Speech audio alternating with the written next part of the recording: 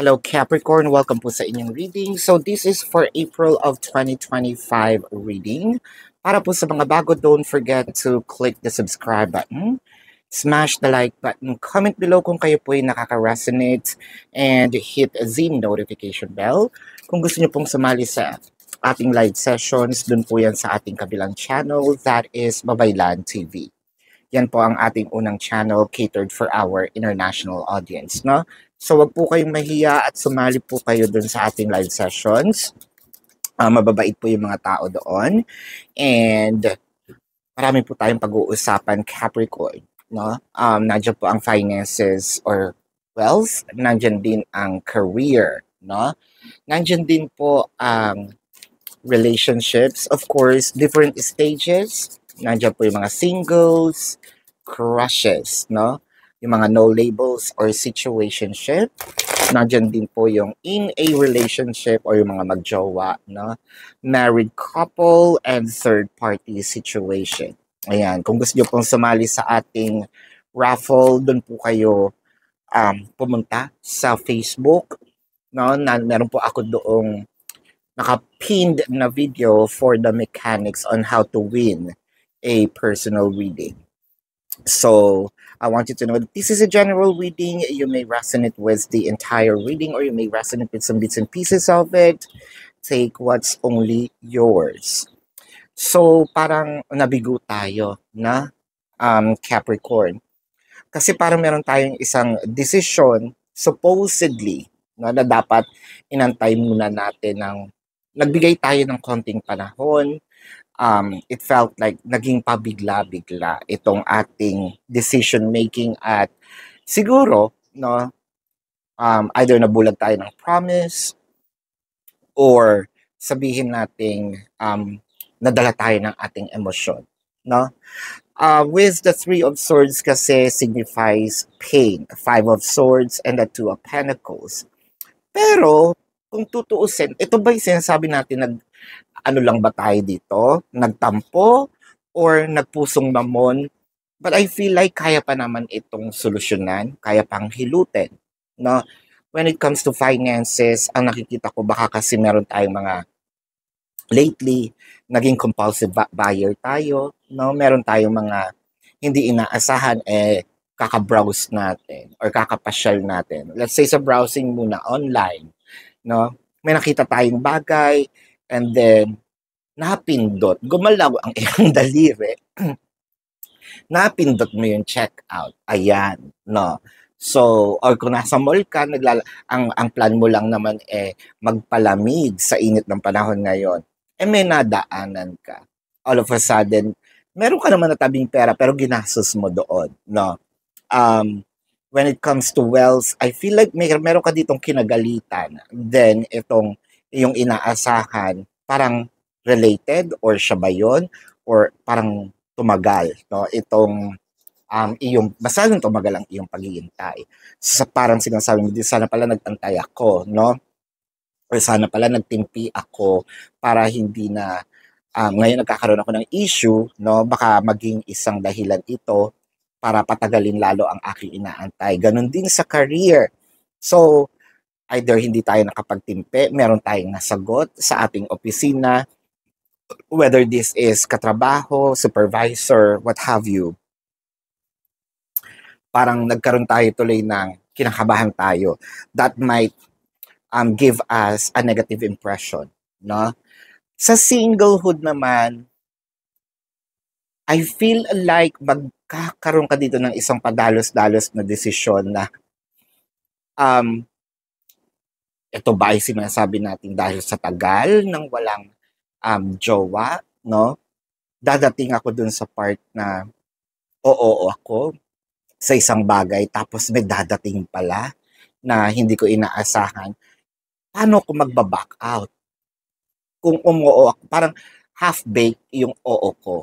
Para siguro for the sake of status, no? For the sake of magkaroon ng jowa. And then all of a sudden, papasok dito yung, ay, shit, sana pala nag-antay ako kasi ito yung taong parang mas bet ko, no? Sa mga crushes, I feel like, ito naman, iba. Crushes and no labels. Ang nakikita ko dito, medyo siguro bago-bago lang ito, no? Itong mga inyong nararamdaman. Pero hindi kasi matagal inaantay mo. Meron dito kasing pag-aantay with the Seven of Pentacles. So inaantay mo may mangyari. So there's hope in your heart na hopefully sana may mangyari dito sa relasyon namin or sa situationship namin. No? Doon sa mga in a relationships and married couple. Sama na natin yung third party kasi parang merong nasabi yung person natin na inaantay natin yung apology. Tama, mali? Let me know sa comment section. Kasi meron ditong mapagbibigyan naman kita, pero masakit yung ginawa mo, 'di ba? Sinasabi mo dito na sana man lang, no, mag-sorry ka or may gawin ka, no? Kay maliit na bagay, kay malaking bagay, makita ko man lang ang pagsisisi, 'di ba? Um, with the King of Pentacles, Page of Wands, the Tower, Three of Cups, the Five of Wands. So bakit lately nakikita ko medyo stressful ito ha, pero dapat nga bang nagagalit tayo? Dapat nga bang yung pinapersonal, masyadong dinidibdib? Ito nga yata yung sinasabi kanina na parang nagpupusong mabon tayo. Is it that, um, parang grave ang nagawa ba? Ganun ba kalalim? Dahil parang feeling ko, nabago ang tingin mo, nabago yung iyong nararamdaman, or is it just because of the situation per se? Kasi medyo masakit nga, no? Ang sugat. When it comes to finances, ang nakikita ko dito, so parang pinagsisisihan natin. At first, masaya tayo, pero pinagsisisihan natin kung ano man itong bagay na nabili natin. Masaya siya, meron tayo. Pero what about the future? No? When it comes to wealth, parang, eto medyo mahirap ha. Kung meron kang inaantay, I feel like, kung sino man yung kinagalitan mo dito, medyo tagilid na kung meron kang inaantay. No, I feel like nagmarka itong ay yung sinabi or ginawa.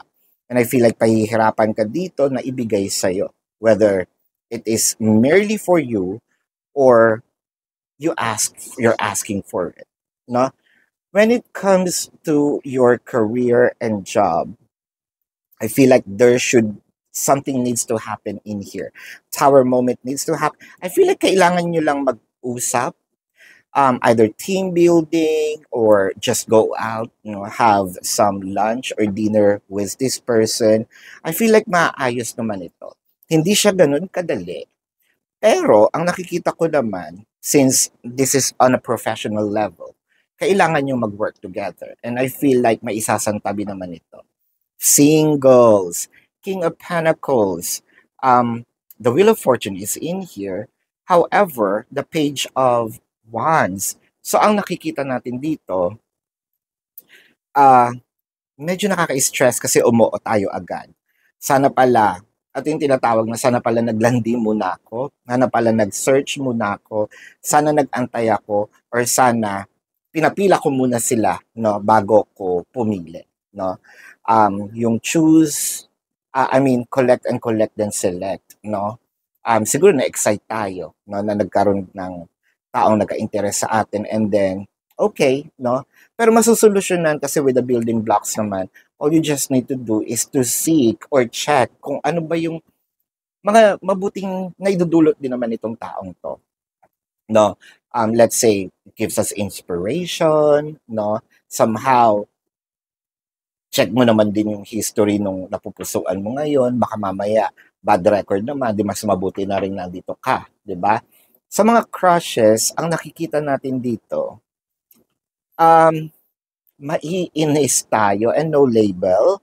Maiinis tayo kasi parang tayo mismo ang bigay ng bigay ng energy. Whether it is money, abundance, pera, ano pa ba? Time, effort, no? Bakit parang sa'yo, sana kahit konti lang, pero hindi mo makuha yung satisfaction na hinahanap mo? Tama ba yon? Kasi nakikita ko dito parang unti-unti nung nagbabago yung feelings mo sa kanya na parang nananawa. no?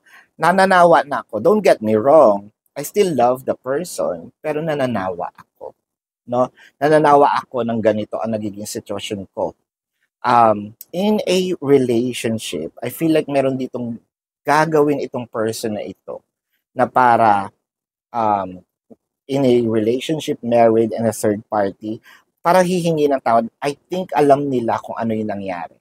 And there is a promise na hindi na ito gagawin uli. No? So let's check some other cards here. Gusto ko lang pong ipaalala sa inyo na dun po sa kabilang channel, dun po tayo nagla-live. Ano? So pwede kayong sumali doon kung hindi nyo po maabutan. Pwede naman kayo magtanong dito sa comment section as long as yung question po answerable by yes or no. Pero kung hindi po kayo papatulugin ng yes or no na sagot lang, dumiretso na po kayo dun sa ating website. Sa description box ng video na ito, there is a link.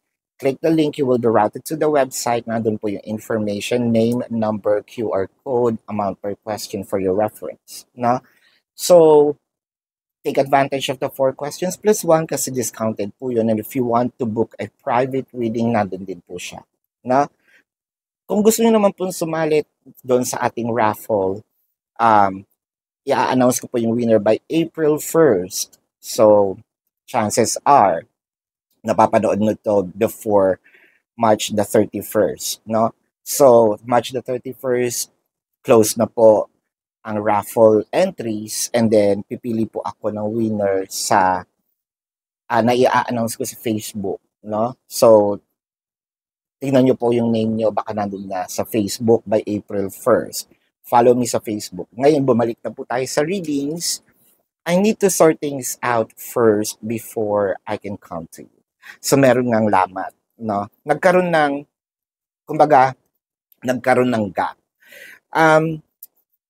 It can be healed. It is a promise that it can be healed. But it requires a little time. Probably for healing, probably for realization, no? Let's check the message of the universe. Self-awareness is key. Take time today to go within and spend time with your soul. Go for a walk in nature and ground yourself.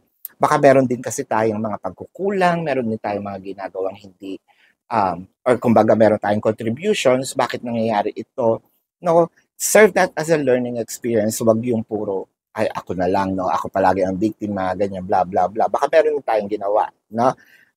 Listen to your favorite music, whatever you enjoy most, do that today. Wag na tayong mag-dwell.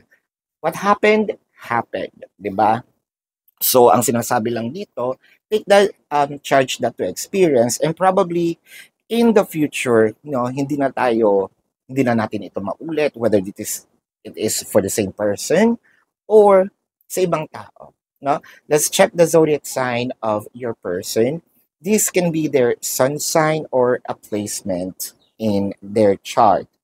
I am seeing Pisces, Scorpio, Leo, Taurus, Cancer, Sagittarius, Virgo, Capricorn, baka kapwa Capricorn ito, no? Aries, yan. So this is your reading. Love and light to you. Namaste. See you po sa susunod na readings. Goodbye.